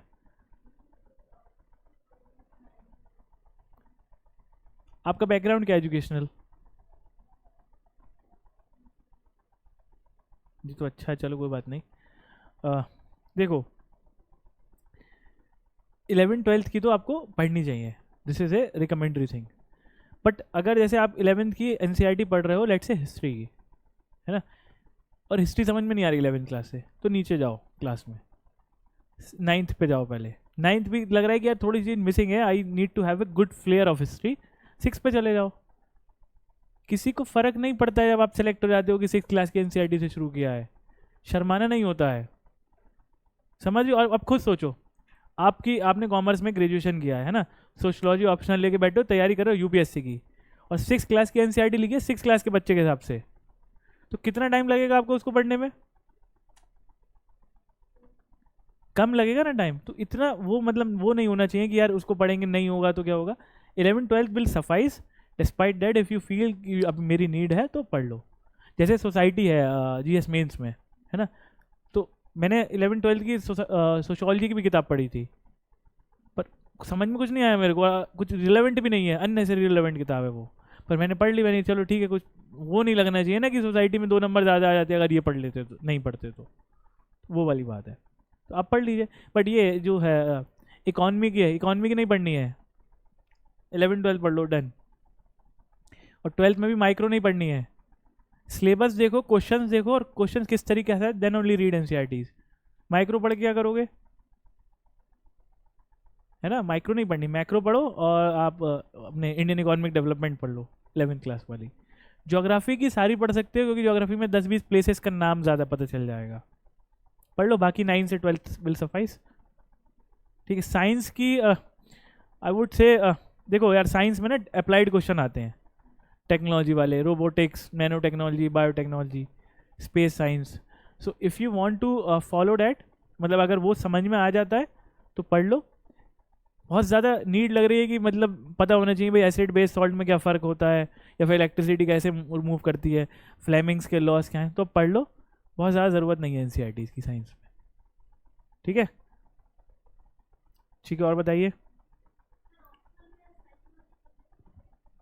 सब ठीक है? क्या दिक्कत है? See I am not the correct person to guide you in different optionals, क्योंकि कोई भी नहीं कर सकता। अब मैं फेक दूँ, 1-2 बुक बता दूँ तो फिर it will be injustice to you. Optional सारे अच्छे, सब में मार्क्स आते हैं और सब में मार्क्स नहीं आते। It is up to you कि आप किस तरीके से पढ़ते हो। सो अगेन, अब जैसे उसने सोशो लिया कॉमर्स के बाद, आई हैव ऑप्टेड कॉमर्स के बाद कॉमर्स, सपोज करो तुम्हारा भी कॉमर्स हो, तुम फिलोसफी साइकोलॉजी ले रही हो, फ़र्क नहीं पड़ेगा क्या कर रहा है कोई, फ़र्क ये पड़ेगा कि आप किस तरीके से पढ़ रहे हो ऑप्शन को। तो आप लीजिए सोर्स, मतलब सर से आप गाइडेंस ले लेना, मैं नहीं बता पाऊंगा, ठीक है। हाँ जी, और बताओ, बोर हो गए क्या तुम पीछे? चलो, so anyone want to ask something, कुछ और चीज़ पूछनी है?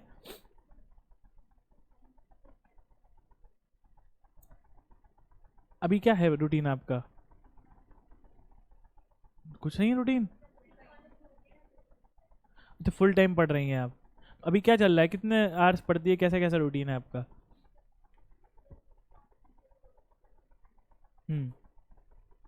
Including coaching? इंक्लूडिंग कोचिंग 6-8 घंटे पढ़ रही हैं आप, बाकी टाइम है क्या? देखो सिंपल सा है, I am telling you very frankly, number of hours तो बढ़ाने पड़ेंगे।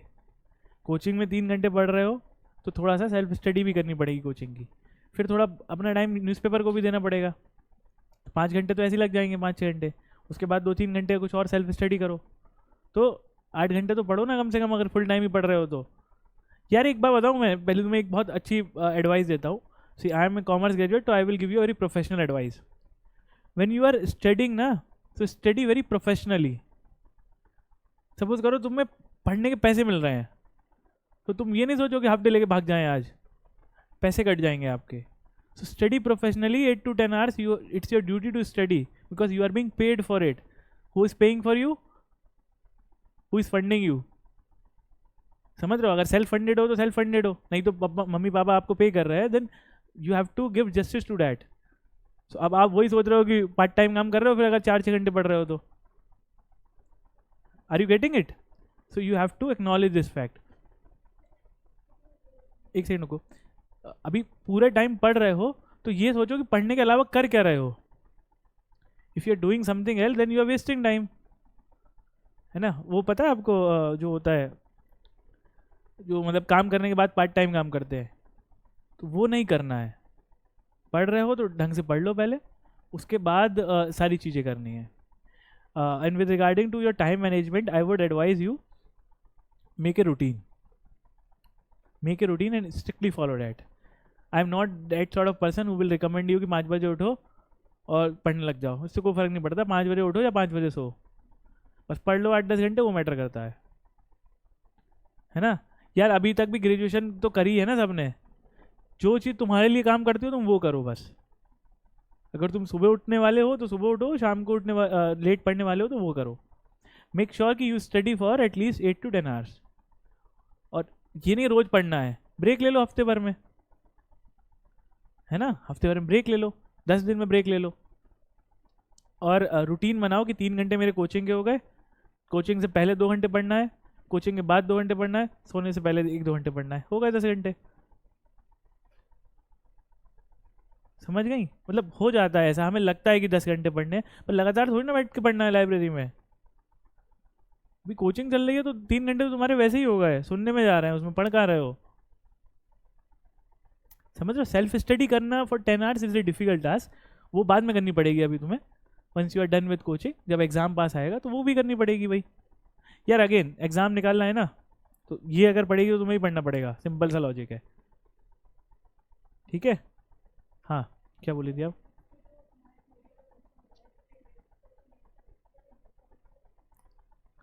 कर सकते हो. लेक्सिकन मैंने पढ़ी थी बट बहुत ज़्यादा रिलेवेंट नहीं लगी. रीज़न बीइंग कि उसमें ना आंसर, मतलब चीज़ें समझा तो ठीक ठाक तरीके से रखी है, पर कंक्रीटनेस नहीं है, वज़न नहीं है बातों में. तो कर सकते हो आप. मतलब आई वोंट सजेस्ट यू कि नोट्स पढ़ो कोचिंग के. हाँ, क्योंकि देखो कोचिंग के नोट्स में क्यों बोलता हूँ मैं, इसलिए नहीं बोलता कि भाई प्रमोशन होगा. सिंपल सा लॉजिक है, जो चीज़ आपको पढ़ाई जा रही है वो समझ रहे हो तो वही चीज़ फॉलो करो ना. फिर वैल्यू एडिशन के लिए टेस्ट है, 10 सोर्स नहीं पढ़ने हैं, एक ही पढ़ना है. अगर उस हमारे पढ़ाई में कमी है तो हम टेस्ट से इम्प्रूव कर लेंगे. टेस्ट में भी तो 5 घंटे लग रहे हैं ना, 3 घंटे लिखने के, 2 घंटे एनालिसिस में. तो उसमें से भी जो सॉल्यूशन होगा तो 2-4 चीज़ें उठाएंगे, नोट्स में डालेंगे अपने. वैसे करना है. टॉपर्स की आंसर शीट देख सकते हो आप, अवेलेबल है डिफरेंट पोर्टल्स पे.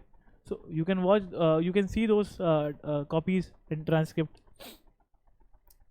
ठीक है? उससे पता चल जाएगा कि आंसर लिखते कैसे हैं, कि क्या क्या इन्होंने करा है जिससे इनके 10-20 मार्क्स फालतू आए हैं. ठीक है? हाँ जी. यार मैं सेल्फ स्टडी वाला बच्चा हूँ. मैंने ऑप्शनल की ली थी रैंकर्स क्लासेस से. बाकी सुमित सर से मैंने ज्योग्राफी की हेल्प ली थी, इंटरव्यू में सर से हेल्प ली थी. बाकी एज सच मैंने कोचिंग नहीं ली. रीज़न बताता हूँ मैं जब कॉलेज में था ना तभी भी कोई कोचिंग नहीं ली. कॉलेज से पहले जब मैं 12th किया था जब भी मैं कोचिंग नहीं ली, क्योंकि कोचिंग मेरे को मेरे पर्सनल उसके हिसाब से ठीक नहीं लगती. ठीक है? मतलब फाइनेंशियल कंस्ट्रेंट भी होते थे. अगर आपके पास फाइनेंशियल कंस्ट्रेंट नहीं है तो you are good to go फिर कोचिंग. मतलब ऐसा नहीं ख़राब है, क्योंकि जो आप चीज़ 2 घंटे में पढ़ोगे वो आपको आधे घंटे में समझा दी जाएगी, क्योंकि जो टीचर आपको पढ़ा रहा है वो लर्नेड है, उसको पता है कैसे चीज़ें समझी जाएंगी और कैसे समझाना है. तो ये फ़र्क है. तो मैंने सच इसलिए नहीं ली थी.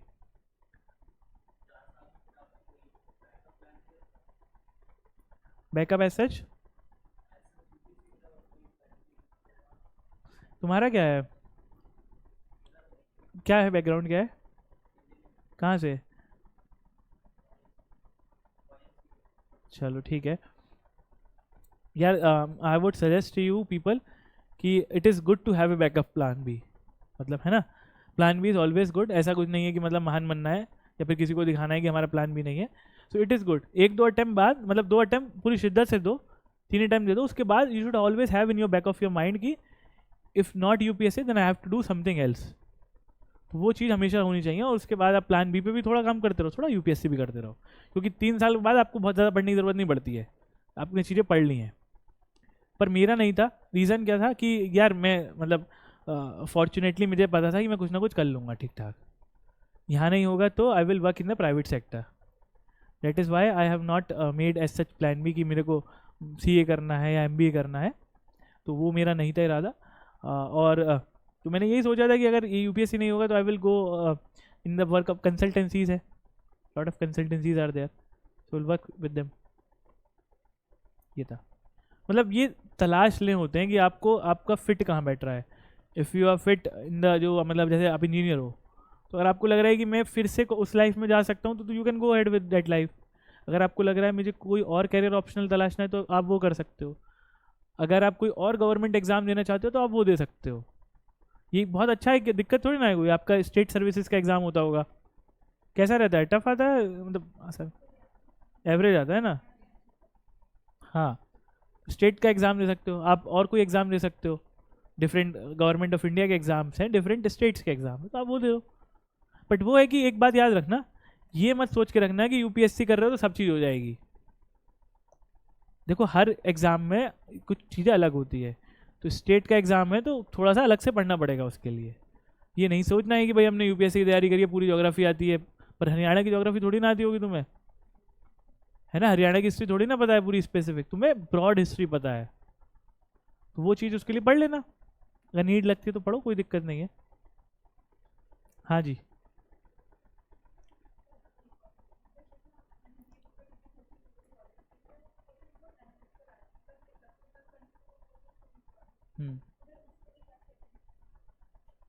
पॉलिटी या गवर्नेंस, क्वेश्चन बताओ कोई ऐसा एज सच।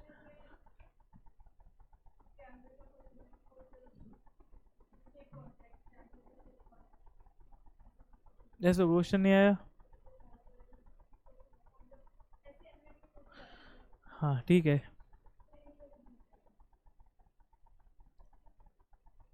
देखो पहले तो सबसे पहले आपको ना स्टैटिक पोर्शन स्ट्रांग होना चाहिए।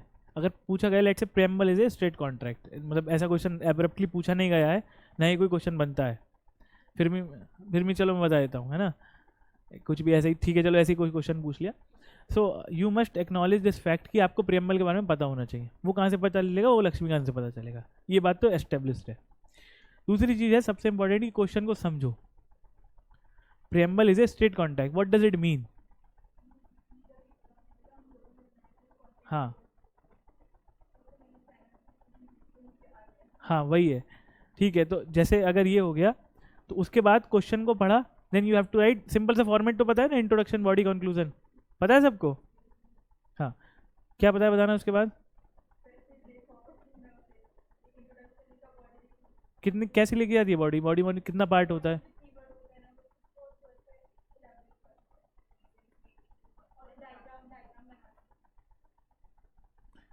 ऐसे नहीं होता है। देखो इंट्रोडक्शन बॉडी कंक्लूजन ये सबको पता है, ये उसको भी पता है 6th क्लास में जो आर्टिकल लिखता है, ठीक है। उसके इंट्रोडक्शन आपको 10 से 15% ऑफ द वर्ड लिमिट में लिखना होता है। कुछ कुछ बच्चे होते हैं ना पूरा इंट्रोडक्शन ही लिख देते हैं आधा पेज का, वो नहीं। Then you have to write body in the 80% of the question. और बॉडी में यूपीएससी में ज़्यादातर क्वेश्चन में सब पार्ट्स होते हैं, समझ रहे हो। जैसे preamble is a state contract, है ना। आगे क्रिटिकली एनालाइज इट, तो अब इसमें क्या लिखोगे मैडम, या एक पेज नहीं भर पाओगे आप इसमें, है ना। तो इसमें इस जैसे अगर लेट से यही वाला क्वेश्चन आ गया, then first of all introduction में लिखो व्हाट इज प्रियम्बल, उसको डिफाइन कर दो, है ना। प्रियम्बल अब कुछ अच्छी कुछ याद हो लाइन में, लक्ष्मीकांत कैसे यूज़ कर सकते हो। हाँ वही, preamble is the identity card of the या फिर हॉरोस्कोप ऑफ द कॉन्स्टिट्यूशन, उसको लिखा, थोड़ा सा आगे लिख दिया। Then talk about preamble is a state contract, कैसे स्टेट कॉन्ट्रैक्ट है उसको डिफाइन करा, मतलब 3-4 पॉइंट्स लिखे। देन क्रिटिकली एनालाइज है, क्वेश्चन को समझो, इसलिए बोला मैंने क्रिटिकली एनालाइज है, मतलब it can not be the state contract. क्यों नहीं है, क्योंकि जस्टिफाइबल नहीं है। आपका अगर सोशल इकोनॉमिक राइट्स मीट नहीं हो रहे तो ऐसा नहीं है आप सुप्रीम कोर्ट पहुंच जाएंगे आर्टिकल 32 के अंदर, ठीक है। Then you have to critically argue with it, उसके बाद you just have to conclude despite it not being a state contract it has its own merit, मतलब सब अच्छी अच्छी बातें लिख दिया वे फॉरवर्ड में, इस तरीके से लिखा जाएगा। ये 2-4 पॉइंट हर किसी के लिखो। Yes ma'am, you have doubt some?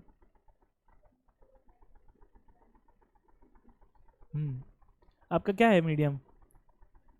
Hindi medium है, तो हिंदी तो हो जाएगी। इंग्लिश का ऐसा करना, जो प्रीवियस ईयर क्वेश्चन है ना जो इंग्लिश के ही हैं उनको सॉल्व करके देख लेना, 100 नंबर लाने हैं, 75 नंबर 100 नंबर ऐसे ही कुछ। हिंदी हो जाती है, हिंदी उनकी हो जाती है जो कि मतलब ठीक ठाक पढ़ लेते हैं ना हिंदी, मतलब विलोम शब्द कर लिए, पर्यायवाची कर लिए, तो हो जाती है। फेल भी हो सकते हैं आप, रिस्क क्यों लेना है? समझ रहे हो आप? मैं क्या करता था, मैं उसको बहुत ज़्यादा नहीं पढ़ता था क्योंकि मुझे मैंने ग्रेजुएशन में भी ना 1-2 बार हिंदी पढ़ी है, तो ऐसा नहीं होना चाहिए कि आप मात्राओं की मिस्टेक करके आओ, क्योंकि इट लुक्स वेरी बैड। क्यों बुरा लगता है? क्योंकि आप ऑफिसर बनने जा रहे हो, है ना। हरियाणा में आप एसपी साहब हो, आप मात्रा की गलती लोगे तो क्या समझेगा नीचे वाला क्लर्क? ये बात इसलिए आपको, मतलब you must understand the gravity with which you are writing answers. So what I used to do, या तो एक रात पहले पढ़ लो, या सुबह को थोड़ा जल्दी उठ जाओ, 9 बजे पेपर होता है, 6 बजे उठ जाओ और लिख लो थोड़ा सा नाम, हम 4-5 बार अपना अपना पूरे घर वाले को नाम लिख लो, कोई आर्टिकल पढ़ लो अमर उजाला का सुबह सुबह, तो वो चीज़ पढ़ लो, लिख के देख लेना पर थोड़ा सा। ऐसा नहीं होना चाहिए कि आप लिख ही नहीं रहे और वहाँ पे पेन ही ना चले हिंदी पे। Similarly for you in English, but English तो फिर भी लिखती होगी तुम थोड़ा बहुत, हिंदी में ज़्यादा फंस जाते हैं लोग। और थोड़ा सा गूगल पे कर लेना, यूट्यूब पे कोई वीडियो देख लेना विलोम शब्द की, पर्यायवाची की, तो मतलब स्मार्ट वर्क से 2-4-5 घंटे उसके लिए पढ़ोगे तो काम बन जाएगा ये। बट इग्नोर नहीं करना है, क्योंकि there are people in the previous batches जिनका हिंदी इंग्लिश की वजह से फंस गए वो, है ना। There is a girl who was sitting behind me in the ये हिंदी इंग्लिश वाले पेपर में। मैं सोचा ये पास कैसे होगी, और वो हो भी नहीं पाई। पता है वो बेचारी ऐसे, मतलब कहना नहीं चाहिए, but she was asking me इसका बता दो प्लीज़। मैंने मैडम पहले हम कर लें अपना पेपर, तो वो मतलब शी वाज लिटरली क्राइंग। बाकी पेपर तो पता नहीं कैसे गए होंगे, बट उसका उस दिन तो बहुत परेशान थी वो। इतना ऐसी हालत नहीं होनी चाहिए कि आप बिल्कुल ही सोचो कि ऑप्शनल अच्छा हो जाए और उस पेपर में चोक कर जाओ। यू शुड बी थोड़ा सा कॉशियस। ज़्यादा नहीं पढ़ना है, अभी से पढ़ने बैठ जाओ कभी, ठीक है। हाँ जी, और कोई चीज़? यार ये अच्छा क्वेश्चन है और इसका कोई ना वो नहीं आंसर है, एक स्पेसिफिक आंसर नहीं है, क्योंकि डिफ़िकल्टी लेवल के हिसाब से आपको क्वेश्चन नंबर वेरी करने पड़ते हैं। पहले अटैम्प्ट में जिसमें गड़बड़ हुआ उस बार मैंने 93 क्वेश्चन करे, तुम्हें समझ गया 93 is not the correct number. Next attempt में मैंने 89 किए, उसके बाद 87 किए, फिर 83 किए। रीज़न, पेपर का डिफ़िकल्टी लेवल देखो अब तुम। 2022 का टफ आया था पेपर, टफ 2022 का इसलिए आया था, वो वाले थे ओनली वन और ऐसे करके ऑप्शन नहीं थे, only one option is right. हाँ 2022 में 5-6-8 क्वेश्चन थे, मैं सारे क्वेश्चन छोड़ के आया था वो, कि भाई फालतू का रिस्क क्यों लेना है ना, निगेटिव मार्किंग होगी। इस बार तो ऐसे बहुत ज़्यादा क्वेश्चन आ गए, तो again you have to reduce the number of question you are attempting. Number of question उस पर डिपेंड करता है कि पेपर का डिफिकल्टी कितना है। ऑप्टिमम मैं यही बोलता हूँ कि 85 ±5 क्वेश्चन अटेम्प्ट करो। 80 से नीचे कर रहे हो तो फंस जाओगे, ठीक है। मैं मतलब हर मेरे 100 एक बार 115 नंबर आए थे, एक बार 108 नंबर आए थे, एक बार 102 और एक बार 96 वाले में नहीं हुआ क्योंकि 98 कट ऑफ थी, बाकी में ज़्यादा थे। तो बाकी में कट ऑफ भी तो कम थी, एक में 87.5 थी, फिर एक में 88 थी, ऐसा कुछ था ना, तो ये था। और हाँ सी सेट में मैं ज़्यादा मतलब बहुत ज़्यादा नहीं पढ़ता था सी सेट का।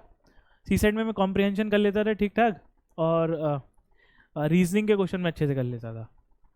तो मैं 50 क्वेश्चन करके आता था और मेरे को यही लगता था कि 35-40 क्वेश्चन सही हो जाएंगे तो हो जाएगा सिलेक्शन। तो वही 90 से 100 के बीच में स्कोर वेरी करता था हर साल। पर इस बार अगर पेपर देता तो मैं फंस जाता, समझ रहे हो, क्योंकि इस बार पेपर में रीजनिंग आई नहीं, और मैथ के बिल्कुल अतरंगी क्वेश्चन, मतलब कैट वाले। Then you have to decide accordingly. 50 question में करके आता तो नहीं होता, तो 60 नंबर आते, तो रिड्यूस करो क्वेश्चन। तो डिफ़िकल्टी ये यार, ये तुम्हें क्या पता चलेगा जब टेस्ट सीरीज होगे ना तुम, तो पता चल जाएगा अगर डिफ़िकल्ट पेपर है तो कितने नंबर आ रहे हैं, आसान पेपर है तो कितने आ रहे हैं, और कितने अटैम्प्ट पे करने पे आ रहे हैं, तो थोड़ा वेरी कर लेना। सबसे इंपॉर्टेंट होता है पेपर में, पेपर के टाइम पे आपका you need to be present at the moment, ठीक है। एक तो वो, और पेपर को अंडरस्टैंड करो पहले कि डिफ़िकल्ट पेपर है, आसान पेपर है, कन्वेंशनल पेपर है, अनकन्वेंशनल पेपर है, साथ वाले क्या कर रहे होंगे, समझ रहे हैं आप। अगर आपको ये तो पता चल जाएगा कि यार ये ओनली वाले क्वेश्चन आए हैं तो सभी के फंसेंगे इसमें, ज़्यादा कट ऑफ तुम्हें पता, कट ऑफ भी एनालिसिस लग जाता है पेपर बैठ के कि कम जाएगी। ऐसा पेपर नहीं था 23 का कि आपको ये लगे कि 100 नंबर की कट ऑफ चली जाएगी। आपको ये रियलाइजेशन हो गया होगी वही 85 80 कट ऑफ मैक्स, तो उस हिसाब से अटेम्प्ट कर लो। तो थोड़ा सा पेपर के टाइम पे प्रेजेंट रहो। तुक्का क्या होता है, फिर नेगेटिव होगा तो नहीं नहीं, देखो कोई भी आपका पेपर होगा ना प्रीलिम्स का, तो करीब 45-50 क्वेश्चन 40 क्वेश्चन आपको आते होंगे। अच्छी तैयारी है तब आते होंगे इतने क्वेश्चन, कम तैयारी है तो 30 क्वेश्चन, और ठीक ठाक तैयारी है तो 20-25 क्वेश्चन तो आते ही होंगे यार, मतलब इतना भी कोई ख़राब ऐसा नहीं आता। आजकल के पेपर की बात अलग है, मतलब जो अभी आया है उससे पहले इतने आते थे। बाकी के 40 क्वेश्चन कैसे सॉल्व होंगे, वो होंगे एलिमिनेशन से सॉल्व या फिर स्मार्ट एनालिसिस से सॉल्व। क्वेश्चन को समझो, रिस्क लो, पर तुक्के नहीं मारने होते हैं। इंटेलिजेंटेबल लक किस बेसिस पर आए वो होना चाहिए पहले। कन्विक्शन बोल रहा है, गट फीलिंग बोल रही है, या फिर इंट्यूशन बोल रहा है। इंट्यूशन बोल रहा है तो खत्म, नहीं करना है उसे। इंट्यूशन क्या होता है, वो तो बदल जाएगा 10 मिनट बाद।